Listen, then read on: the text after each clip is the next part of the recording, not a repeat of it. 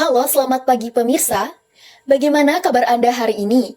Semoga selalu dalam keadaan baik dan juga sehat.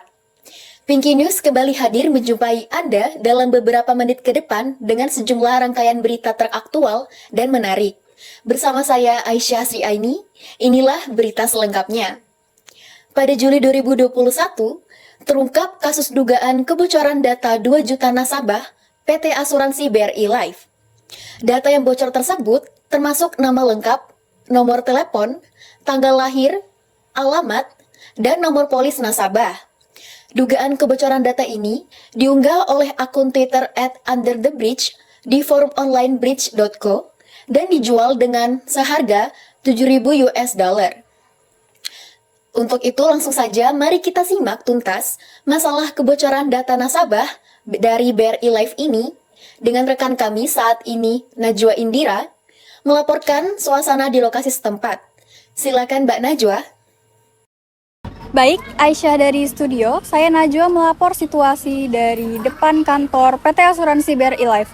Seperti yang sudah kita ketahui, masyarakat cukup digemparkan dengan insiden ini karena munculnya seorang hacker yang diduga telah meretas sistem keamanan PT Asuransi BRI Life dan mempublikasi data-data nasabah. Untuk lebih lengkapnya, sudah bersama saya, Corporate Secretary dari PT Asuransi BRI Life, Mbak Dameria. Selamat pagi, Mbak. Selamat pagi. Mbak adalah Corporate Secretary PT Asuransi BRI Life. Nah, masyarakat, terutama nasabah BRI Life itu cukup digemparkan dengan insiden ini. Bisa tolong dijelaskan bagaimana kronologi lengkapnya? Ya, baik. Jadi memang benar ya, awalnya itu pelaku berhasil meretas menjual data sensitif milik BRI Life. Pelaku juga memang dikabarkan telah mempublikasikan video berdurasi 30 menit yang menampilkan data-data diduga milik BRI Life yang mencapai 250 GB. Lalu bukan itu saja, peretas juga meminta uang tebusan sebesar 7.000 US dollar atau setara dengan 101,5 juta rupiah.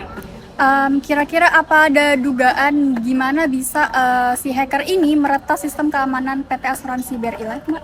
Iya, ada. Kami mengidentifikasi memang ada beberapa komputer karyawan dari BRI Life dan juga Bank BRI yang memang sudah disusupi oleh hacker ini. Dan menurut kami itulah yang membuat peretas ini mampu mendapatkan akses ke perusahaan. Baik, oke. Terima kasih Mbak Dameria.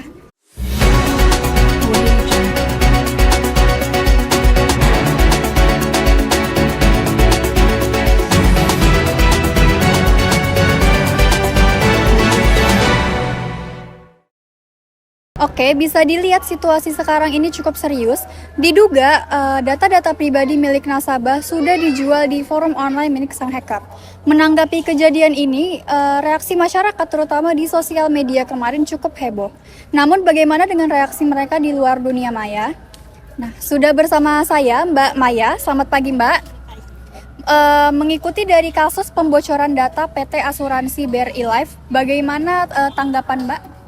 Saat pertama kali mendengar berita tentang bocornya data BRI Life, timbul rasa takut yang cukup besar. Karena saya sendiri sebagai pengguna asuransi BRI Life tersebut, saya takut data saya juga bocor dan berdampak pada keuangan saya yang ada di rekening tersebut.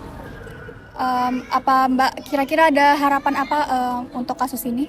Harapan saya sih agar pihak keamanan dari Bank BRI dan semua bank yang ada itu memperkuat sistem keamanannya agar kasus-kasus seperti ini tidak terjadi lagi ke depannya. Oke, baik. Terima kasih Mbak Maya.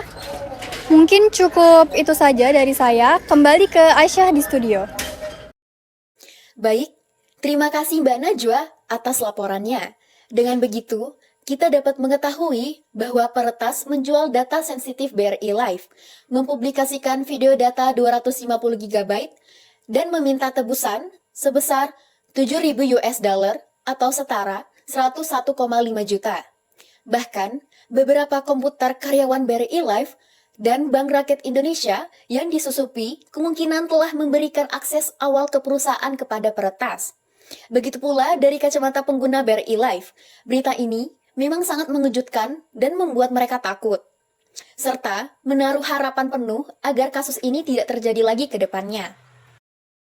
Baik pemirsa, karena kasus yang sangat mengejutkan ini, kita pastinya akan bertanya-tanya solusi serta kiat-kiat apa yang bisa dilakukan untuk mencegah kasus ini kembali terjadi. Untuk menjawab hal tersebut, saat ini kami sudah bersama Mbak Niki yang merupakan seorang ahli IT yang siap memberikan jawaban atas pertanyaan tersebut. Halo, selamat pagi Mbak Niki. Iya, selamat pagi Mbak Asya. Langsung saja kepada Mbak Niki, melalui kacamata seorang ahli IT, apa saja solusi yang sudah dilakukan oleh pemerintah? Kalau untuk solusi yang sudah diberikan pemerintah itu, pemerintah telah menjatuhkan sanksi administratif kepada BRI Live berupa teguran tertulis dan denda 100 juta rupiah. Lalu memberikan sanksi yang tegas bagi pelaku kebocoran data yang hingga saat ini belum ada informasi resmi yang dirilis mengenai identitas dan nasib pelaku yang diduga adalah hacker dengan keahlian teknis yang tinggi. Kemudian pemerintah telah membentuk tim respon kebocoran data atau TARKIP untuk membantu perusahaan-perusahaan yang mengalami kebocoran data agar perusahaan seperti pada kasus BRI Live ini dengan melakukan audit internal secara menyeluruh untuk mengetahui penyebab kebocoran data dan memperkuat sistem keamanannya, serta BRI Live telah meminta maaf kepada nasabah atas ketidaknyamanan yang terjadi. Setelah itu, pemerintah telah mempercepat pengesahan rancangan Undang-Undang Perlindungan Data Pribadi.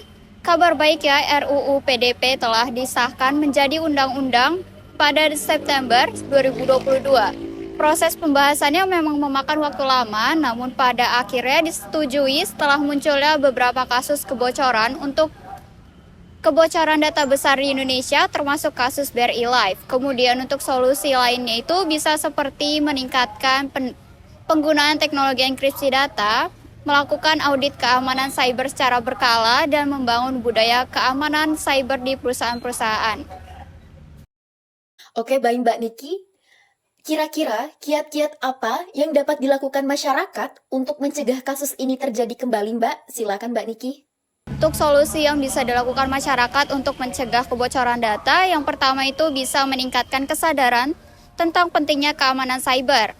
Masyarakat perlu memahami bahwa data pribadi mereka berharga dan perlu dilindungi.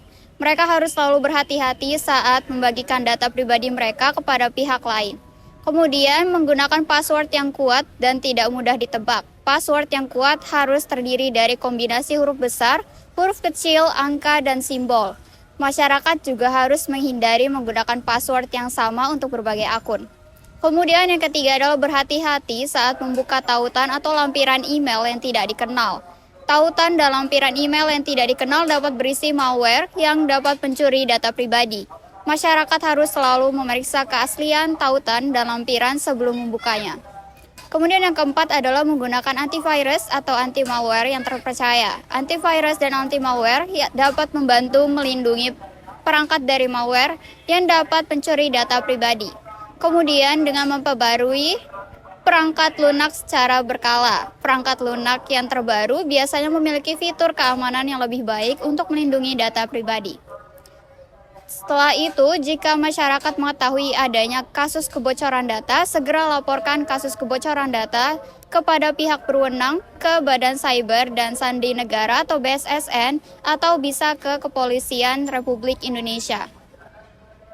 Meskipun pengesahan UU PDP merupakan langkah maju dalam perlindungan data pribadi di Indonesia, masih diperlukan upaya berkelanjutan untuk memastikan implementasi yang efektif.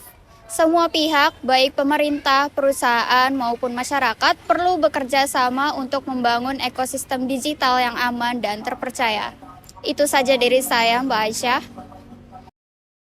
Terima kasih Mbak Niki atas informasinya. Maka dengan ini, dapat kita simpulkan bahwa kebocoran data nasabah BRI Live ini sangat merugikan banyak pihak, serta menimbulkan kekhawatiran bagi para pengguna BRI Live itu sendiri.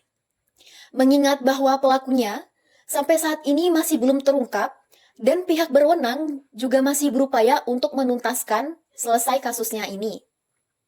Namun, tentunya kita juga sudah mengetahui solusi yang telah diberikan oleh pemerintah serta kiat-kiat yang bisa dilakukan untuk mencegah hal ini terjadi kembali sebagai masyarakat awam. Demikianlah informasi tadi menutup jumpa kita kali ini. Saya Aisyah Sriaini, pamit undur diri dan sampai jumpa.